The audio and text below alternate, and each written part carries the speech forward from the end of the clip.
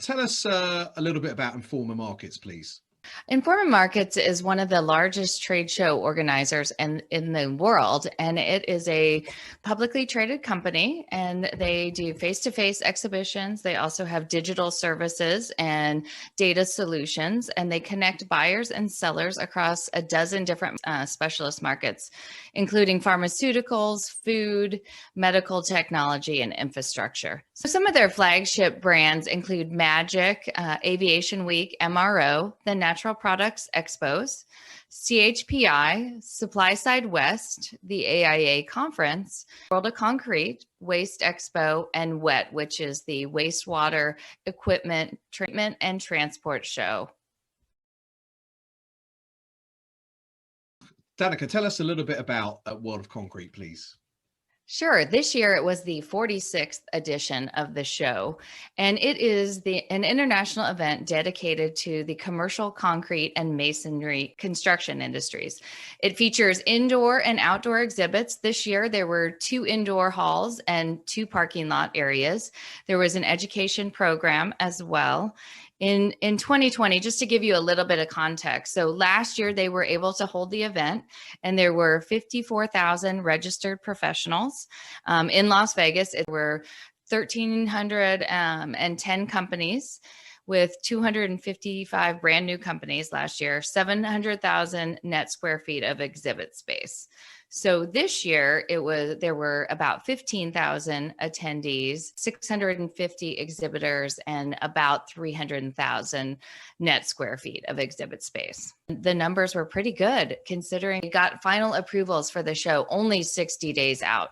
And it was also a postponed event. It was usually held in January. That's why those numbers were so strong last year. It was one of their largest events ever in January 2020. The construction industry is booming right now here in the US overall for the most part, but June is a really busy time in the construction industry because, that's when all the projects are going. So usually the event is held in January. So if you also take that into consideration in terms of on the attendance side, that really, I think is part of the impact of why there wasn't as high of numbers, not to mention the fact that we just got back out of a pandemic. So. Can you bring to life what was new and different this time around? One of the exciting things that was new in 2021 is Governor Steve Sisolak was on site to welcome World of Concrete and open the new building, because in 2020, the direct economic impact from the event was $59.6 million and $103 million in indirect economic impact. And he was excited to reopen the convention and trade show business for the state of Nevada, because traditionally Las Vegas is the #1 destination for conventions in the US. And it represents an economic impact of $11.4 billion to the area in a typical year when there's the regular amount of shows in the state of Nevada. West Hall was open for the first time at the Las Vegas Convention Center. This was a brand new building. It is a $1 billion building with 1.4 million square feet of exhibit space. It has a big exhibit hall and meeting space. There's a rooftop area, a beautiful building with all windows on the front, 3-story screen right when you walk in to the building. So it really made a statement. And this was the first event in that new building. Another really exciting and interesting thing was the Boring Company opened the Loop officially at World of Concrete. It was a $52.5 million project, and it was all constructed 40 feet below the convention center. They built tunnels. They have one-way tunnels going through underneath the convention center, connecting the West Hall with the North and Central Halls, South Hall as well. So it's all underground. It can move about 4,400 attendees per hour to the 3 stations, and it really held up. The other day I saw a report in the Las Vegas Review Journal that's where the numbers were at. There were never any lines. There was a lot of excitement generated around that people mover. In terms of the health and safety measures on site, this was the first show. There were no masks required. Even though they got approvals about 60 days out for the show, really everything was lifted on June 1. So they were not required to socially distance, have masks. Some of the things they kept in place in terms of the wider aisles and the no carpeting, they tried to make things as contactless as possible with things like digital badges.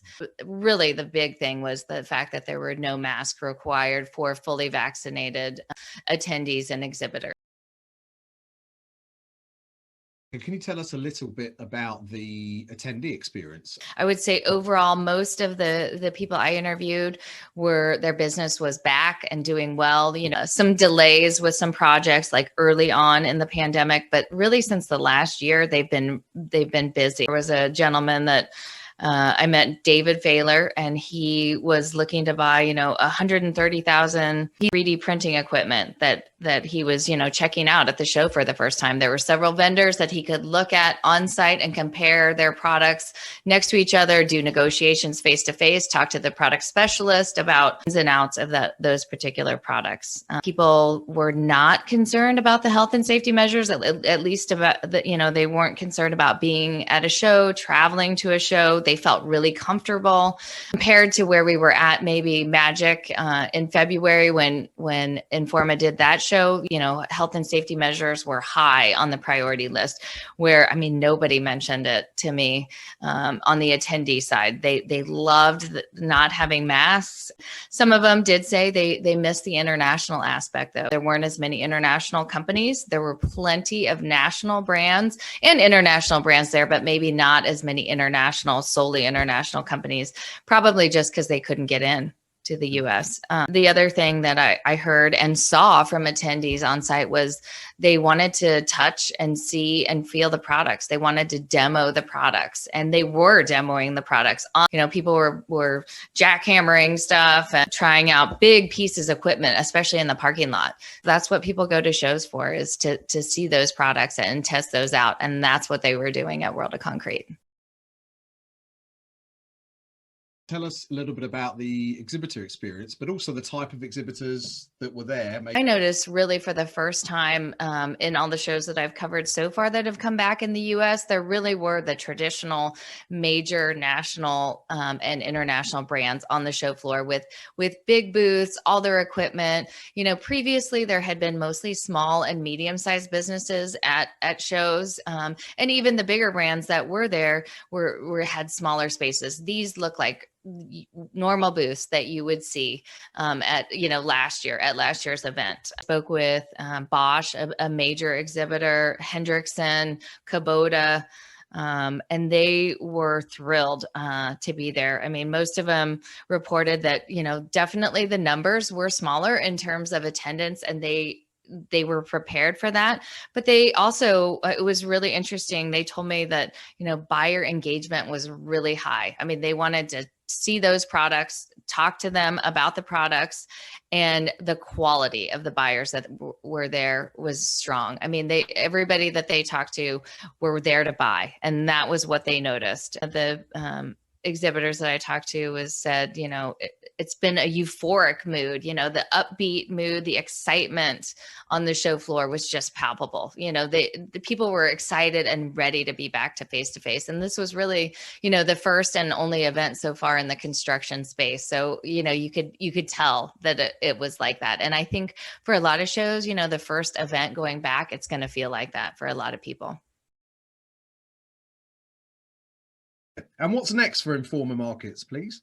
Informa Markets had 4 events coming up in June in Las Vegas. They have Magic also coming up. They have Waste Expo coming up. MD&M, the Medical Design and Manufacturing West Show, is going to be the first show in Anaheim, California. It's going to open that up. The CHPI show is going to be one of the first shows in Philadelphia in August, and that's their big flagship brand. So they're coming back online, and they have a really full second half of 2021 planned for events.